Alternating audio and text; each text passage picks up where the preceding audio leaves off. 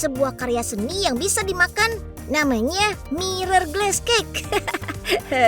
Bukan hanya sekedar kue loh, tapi juga merupakan perpaduan antara keahlian, kreativitas, dan kelezatan bercita rasa yang tinggi.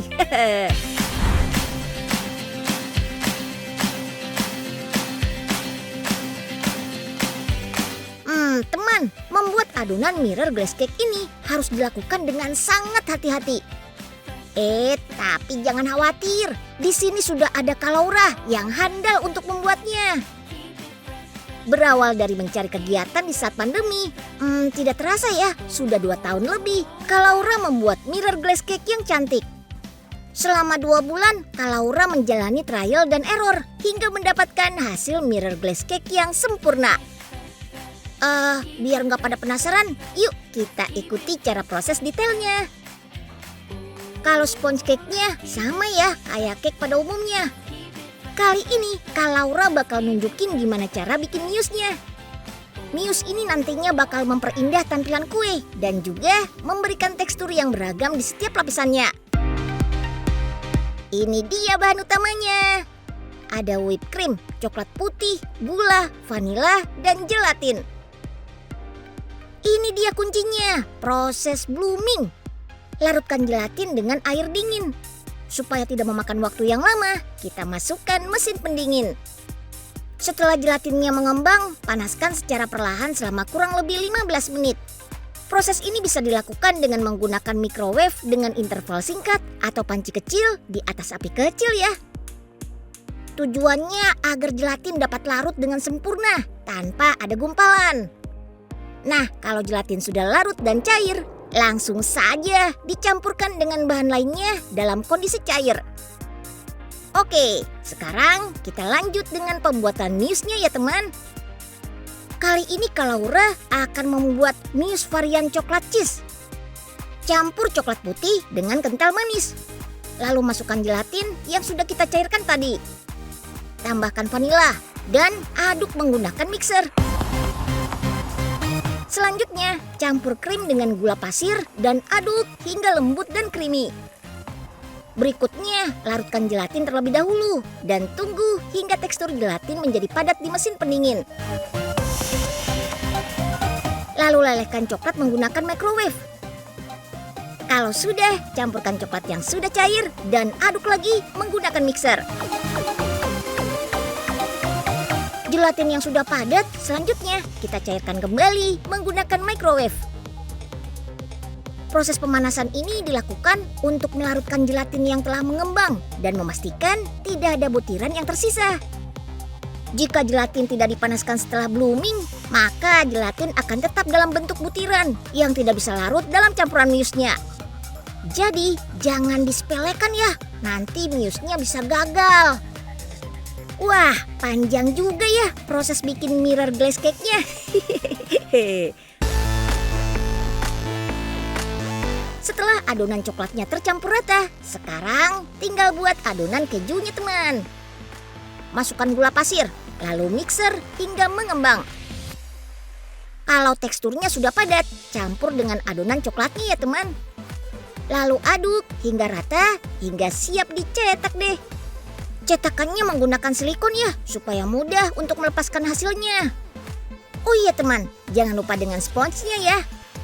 Spons kue perlu diolesi air di permukaannya, supaya mousse-nya bisa merekat. Letakkan spons di atas, lalu timpa dengan mousse. Gak cukup sampai di situ aja teman, Kak Laura juga akan menambahkan rasa yang menyegarkan dari buah stroberi yang sudah beku seperti ini. Terakhir, tutup kembali dengan sponsnya. Dan tinggal tunggu beku deh. Teman, sepertinya Kak Laura sudah mau menghias kuenya nih. Nah, proses inilah yang disebut glazing atau mirror. Tapi sebelumnya perlu proses velvet spray terlebih dahulu ya. Cara ini akan memberikan efek tekstur dan tampilan yang unik pada permukaan kue, serta mempersiapkan kue untuk aplikasi glazur cermin dengan hasil yang maksimal. Nah, kalau semua permukaan sudah merata, kue siap dihias. Proses membuat mirror glass cake ini memerlukan teknik yang disebut glazing. Adonan glazur terdiri dari campuran gula, sirup glukosa, air, dan gelatin. Teman, Kak Laura sudah siap nih dengan pertunjukannya. Tuang adonan glazurnya dengan cepat dan mengayun supaya bisa rata menutupi permukaan kuenya. Tuh, lihat teman, cantik kan glazing buatan Kak Laura? Duh, Unyil jadi pengen nyoba bikin nih. Unyil harus cepat nih, jangan sampai kelamaan jadi meleleh mius atau kuenya. Loh, aduh, ya kok jadi berantakan kuenya? Aduh, Unyil nyerah deh, biar dilanjutin Kak Laura aja deh. Teman, mirror glaze cake-nya udah jadi nih. Sekarang tinggal kita lukis aja biar tampilannya makin tambah cantik. Melukis kue dengan glazur melibatkan teknik yang lebih artistik dan detail. Pewarna makanan yang telah dicampur dengan glazur digunakan untuk membuat desain atau gambar di permukaan kue. Menggunakan alat seperti kuas kecil, berbagai warna glazur diterapkan untuk menciptakan pola, gambar, atau efek marmer yang unik. Proses ini memerlukan ketelitian dan kreativitas tingkat tinggi karena setiap goresan dan detail warna akan mempengaruhi tampilan akhir kue. Kayak kenal nih sama gambar yang ada di kuenya.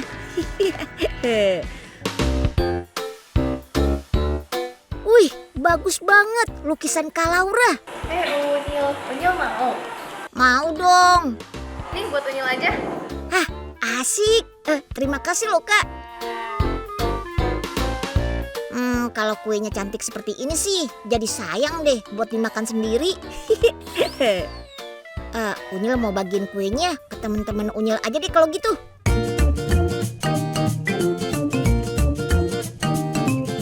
Selain terlihat indah, rasanya juga menggiurkan loh. Coklat yang creamy berpadu dengan cream cheese-nya yang meleleh di mulut. Rasa buah stroberinya juga semakin memperkaya rasa. Tuh lihat, teman-teman Unyil pada lahapkan makannya.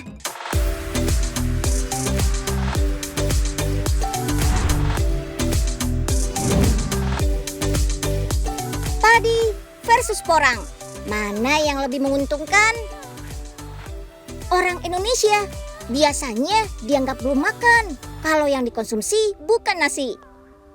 Sebetulnya gak cuma orang Indonesia sih, rata-rata negara di Asia Tenggara dan Asia Timur makanan pokoknya juga nasi. Karena terletak di Khatulistiwa, negara kita memang pas banget buat menanam padi. Gak heran, sejak 2000 tahun silam sampai sekarang, nasi masih menjadi makanan pokok. Tapi tahu nggak, nasi tuh ternyata bisa bikin ketagihan loh. Karena kandungan gulanya gampang dicerna, bikin kita jadi gampang lapar juga. That's why rasanya pengen makan nasi lagi, dan lagi. Berbeda dengan porang yang rendah kalori, rendah karbohidrat, dan juga rendah kadar gula. Porang lebih menguntungkan buat kesehatan dan lebih menguntungkan buat petani. Kok bisa? 1 hektar lahan padi bisa panen 3 kali dalam setahun. Hasilnya sekitar 20 ton gabah basah per tahun. Tanaman porang hanya bisa dipanen setahun sekali, tapi menghasilkan sekitar 40 ton porang.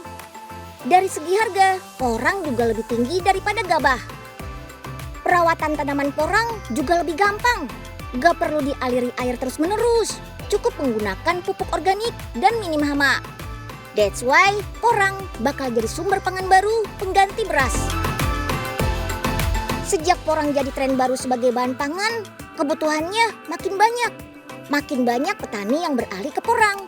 Tapi ada juga nih yang sudah membudidayakan porang bahkan sebelum populer seperti sekarang. Porang bisa dipanen untuk pertama kali pada usia 2 tahun. Setelah panen pertama, tanaman dapat dipanen setahun sekali tanpa harus menanam kembali umbinya. Sekali tanam bisa dipanen terus-terusan. Buat yang masih asing sama umbi porang, mungkin lebih ngeh nih sama mie dan beras shirataki ini. Olahan khas Jepang yang sempat hits beberapa tahun belakangan. Nah, bahan baku pembuat mie dan beras shirataki yang disebut konnyaku itu sebenarnya berasal dari umbi porang ini loh. Inovasi terbarunya, umbi porang sekarang diolah jadi boba bersama campuran bubuk daun asitaba. Proses awal membuat boba shirataki dimulai dari proses penyortiran dan pencucian. Umbi porang alias iles-iles akan dipisahkan sesuai ukuran dan pastikan nggak ada yang busuk ya. Kemudian cuci dengan air mengalir sampai bersih. Kudu mesti harus wajib ya, karena porang dikenal bisa memicu rasa gatal. Ini karena kandungan kristal kalsium oksalatnya. Jadi mengolah umbi yang satu ini nggak bisa sembarangan. Umbi porang yang sudah bersih dialirkan ke mesin slicing. Mesin ini akan menghasilkan umbi tipis seperti chips dengan ketebalan seragam. Dibuat irisan seperti ini akan mempermudah proses pengeringan dan penurunan kadar air. Chips umbi dikeringkan menggunakan dry oven dengan suhu sekitar 85 sampai 105 derajat Celcius. Tapi mengikuti kondisi kadar airnya juga. Oh, jadi ini nih chips umbi porang yang sudah kering. Wah, kalau dilihat sekilas sih mirip kayak keripik singkong ya. Tapi chips umbi porang ini gak bisa dimakan loh ya, karena rasanya pahit. Masih harus diproses sampai jadi olahan yang enak di lidah. Chips umbi porang lanjut kita giling sampai jadi tepung halus. Proses penggilingan ini tergantung dari kualitas umbinya. Rata-rata sih butuh 2-3 kali proses penggilingan. Tepung porang inilah yang jadi bahan utama pembuatan boba shirataki. Tekstur kenyalnya boba murni dari umbi porangnya. Nggak ada campuran bahan lain kecuali bubuk asitaba sebagai pewarnanya. Proses pemasakan sekitar 15 sampai 25 menit. Adonan bakal lanjut didiamkan selama 1 sampai 2 jam. Baru deh bisa dimasukkan ke mesin pencetak boba. Dengan suhu air 60 derajat Celcius, butiran boba langsung keluar dengan cepat deh. Berbeda dari boba kering yang harus dimasak lagi sebelum disantap, boba shirataki ini dikemas dalam keadaan basah. Saat dikemas, boba direndam dengan air bersuhu normal biar cepat dingin. Supaya terhindar dari benda asing, boba akan melewati mesin metal detektor saat pengemasan.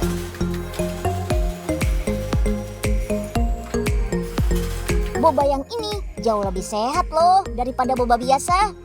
Karena dibuat dari umbi porang, hasil panen petani dari berbagai wilayah di Indonesia, seperti Nganjuk, Madiun, Banyuwangi, dan Kalimantan.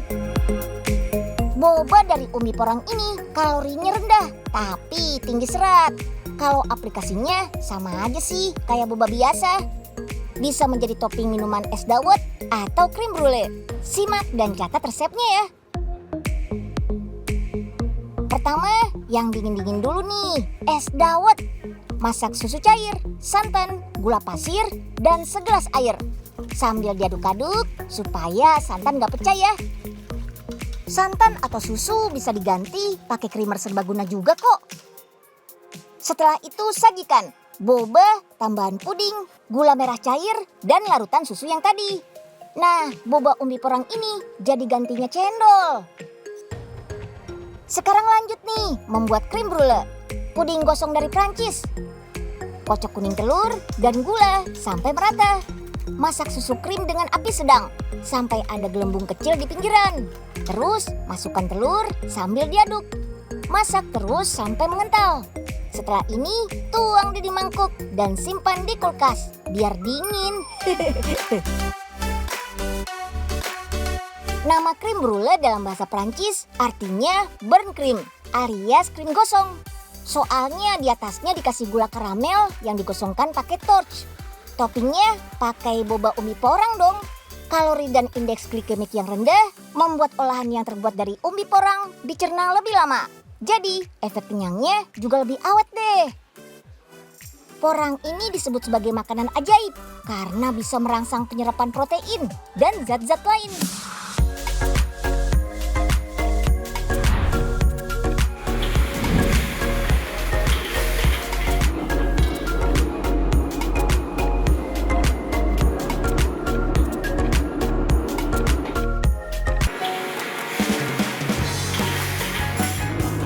Wisata kuliner di Hong Kong bisa banget teman. Dari yang modern sampai otentik dan melokal, lengkap ada di Hong Kong. Bahkan di sini ada juga gerai makanan seperti warung makan kaki lima di Indonesia loh. Kalau di Hong Kong disebut Dai Pai Dong. Ini dia Dai Pai Dong paling legendaris dan terkenal di Hong Kong. Namanya Oi Man Sang. Ni hao. Om Chef, Unyil mau pesen makanan dong. Pokoknya yang otentik Hong Kong ya Om.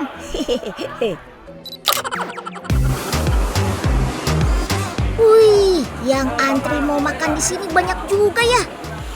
Semua masakan langsung dibuat di dapur terbuka seperti ini. Jadi pembeli bisa lihat proses masak makanan yang mereka pesan. Yang paling rekomen adalah ya jelas seafoodnya teman. Masih segar-segar banget. Yang khas restoran seperti ini, semua bahan dipersiapkan dalam keranjang kecil untuk dimasak oleh chefnya nih. Kok kayak lagi beli seblak prasmanan ya?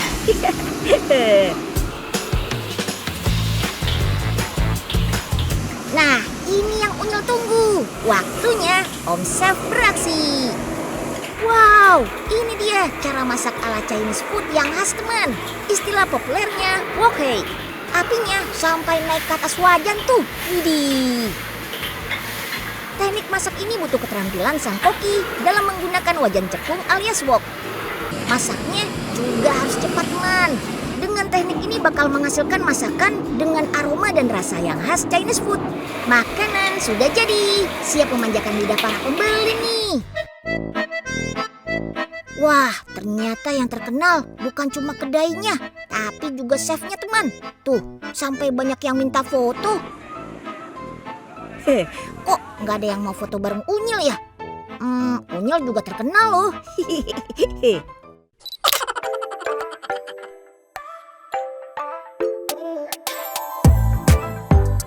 Ini dia pesanan Unyil, kerang bambu yang dimasak dengan bawang bombay. Lalu ada udang salted egg dan tiram goreng tepung. Semua terlihat enak. Langsung aja kita sikat. Kerang bambunya punya tekstur yang kenyal, segar, dan gurih. Teman juga masih bisa mencium aroma masakan khas Tiongkok ala wok hei. Itu loh yang sedikit berbau gosong-gosong. Makannya juga gampang. Cangkang kerang bambu sudah dibelah, jadi tinggal lep saja deh. Yummy. Sekarang giliran udang telur asin. Perpaduan daging udang yang manis dan teksturnya yang garing langsung terasa di gigitan pertama. Jadi nggak ingin berhenti ngunyah deh. Terakhir, tiram goreng tepung. Wah, rasanya juga gurih dan garing di mulut. Tekstur kenyal tiram yang masih segar juga tetap terasa loh. Oh iya, perlu Unyil ingetin nih buat teman yang mau datang ke sini, Oi Man Sang buka setiap hari dari pukul 4 sore sampai setengah 12 malam. Baiknya sih datang lebih awal sebelum perut keroncongan karena panjang banget antriannya.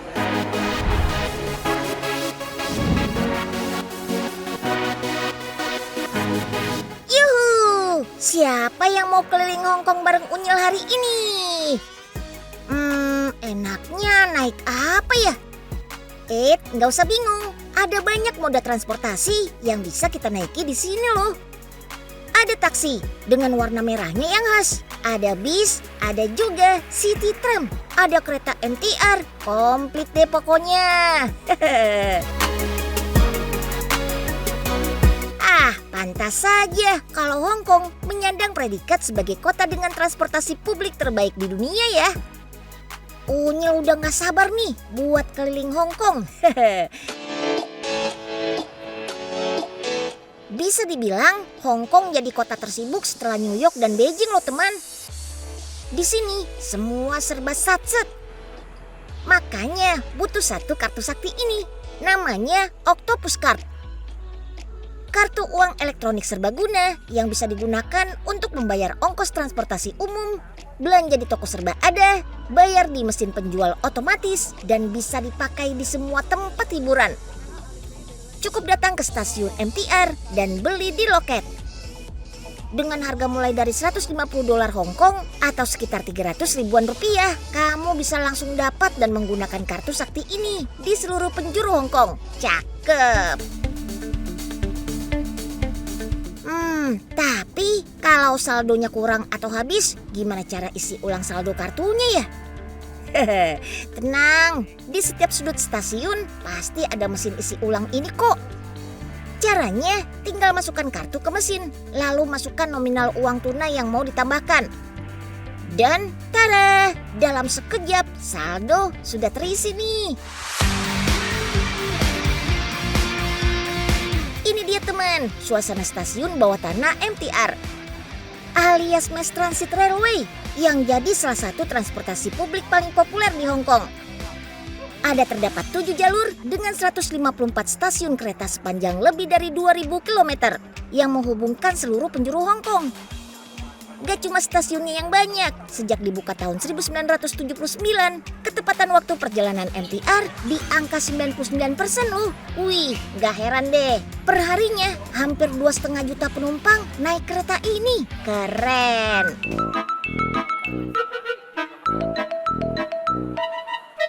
Nah, Unyil udah ada di peronnya nih. Tinggal tunggu keretanya datang aja. Hehe. Nah, itu dia, keretanya udah datang teman. Ayo, ikut Unyil masuk ke gerbong keretanya. Unyil mau turun di stasiun sentral aja ah. Wah, cepet juga ya. Padahal baru naik sebentar. Udah nyampe aja.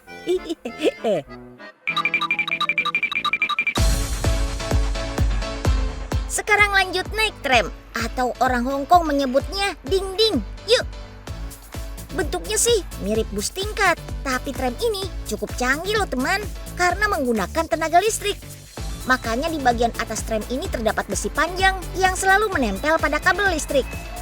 Jadi alat transportasi ini akan melewati rute yang ada kabel listriknya. Oh iya, sistem tram Hong Kong ini adalah salah satu bentuk transportasi umum paling awal di kota metropolitan ini loh. Sudah ada sejak tahun 1904 atau 120 tahun lalu. Widih, lama banget ya. Satu lagi yang harus teman tahu, kalau tram ini cuma beroperasi di Pulau Hong Kong. Untuk haltenya ada sekitar 120, dengan jarak setiap haltenya sekitar 250 meter. Kalau mau naik tram ini, kalian harus siapkan 3 dolar Hong Kong atau setara dengan 6 ribuan rupiah untuk sekali naik. Terjangkau kan teman? Wuhu, asik. Unyil jadi bisa menikmati gedung-gedung pencakar langit di kota Hong Kong nih.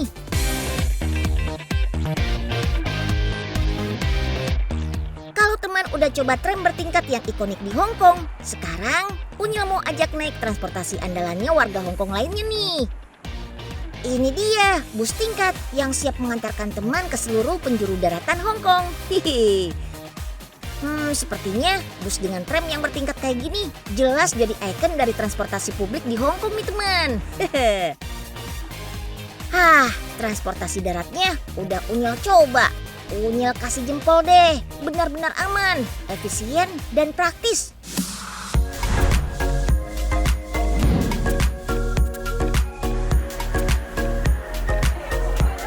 Kalau ke Hong Kong, jelas nggak boleh ngelewatin jajanan populer yang satu ini.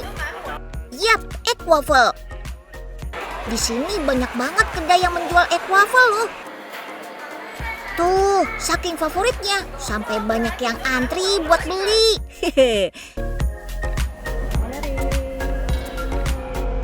Egg waffle bisa disajikan dengan beragam isian hingga topping, mulai dari buah-buahan, whipped cream, es krim, dan masih banyak lagi. Ini sebutannya, egg waffle Hong Kong style teman. Seperti namanya, cetakan untuk bikin egg waffle berbentuk bulat-bulat seperti telur. Nah, untuk adonannya dibuat dari campuran tepung terigu, tepung tapioka, telur, air, susu, minyak sayur, dan gula. Setelah cetakannya panas, baru deh masukkan adonannya. Oh iya, kadang adonan egg waffle juga diberi pasta dan pewarna makanan loh. Cuma butuh waktu 5 menit sampai egg waffle-nya matang. Wih, teksturnya empuk, kenyal-kenyal teman.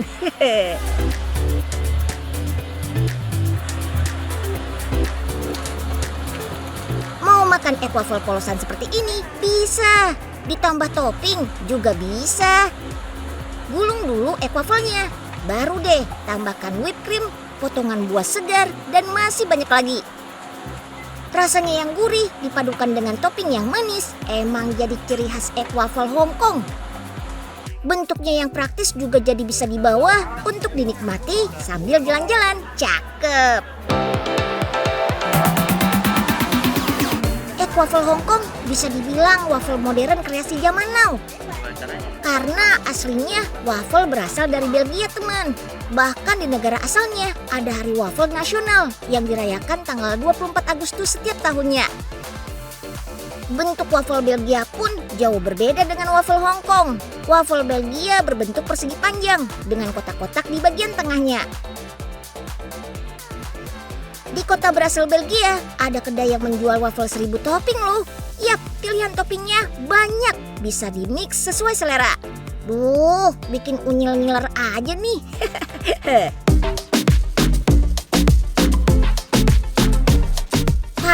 Waffle Hong Kong sudah, yang aslinya dari Belgia pun sudah. Sekarang giliran waffle ala Amerika teman, namanya waffle sandwich. Yap, roti yang biasanya melapisi daging, sayur, dan keju diganti sama renyahnya waffle ala Amerika. Beli. Unyil mau beli waffle sandwich yang paling enak ya. Oh ya, nggak pakai lama ya Mbak. Perut Unyil udah keroncongan soalnya nih.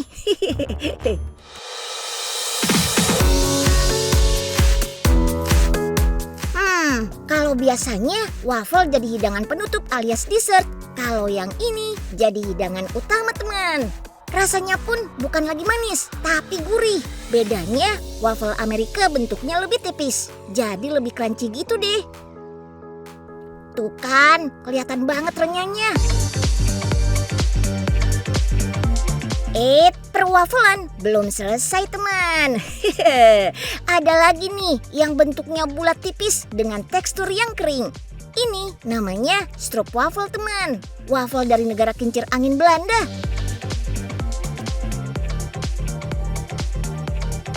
Dari segala jenis waffle, ini sih juaranya kroffel alias croissant waffle. Terlahir di Dublin, Irlandia tahun 2017, lalu viral di Korea Selatan, dan lanjut sampai ke Indonesia. Bahkan di tahun 2021 menjadi makanan yang paling dicari loh. Mantap!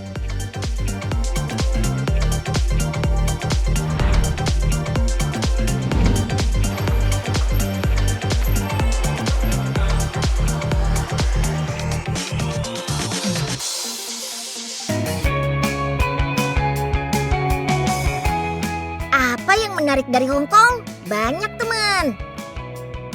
Ada banyak bangunan unik dengan arsitektur menawan, termasuk fasilitas di dalamnya.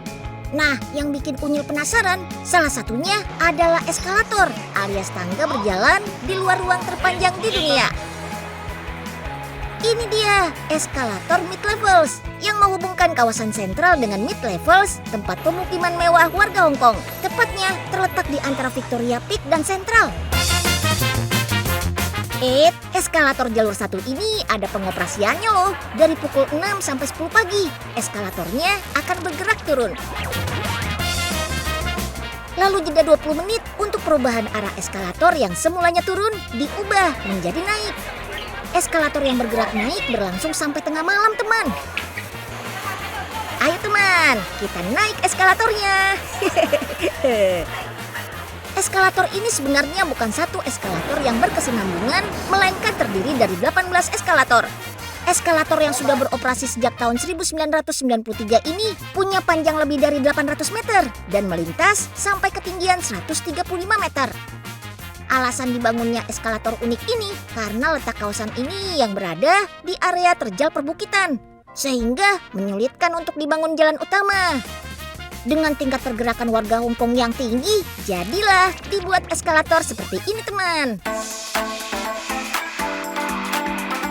Yang Unyil suka sih, sambil naik eskalator bisa sekalian menikmati pemandangan di sekitarnya. Ada restoran, pasar, galeri, hingga tempat wisata bersejarah. Cakep.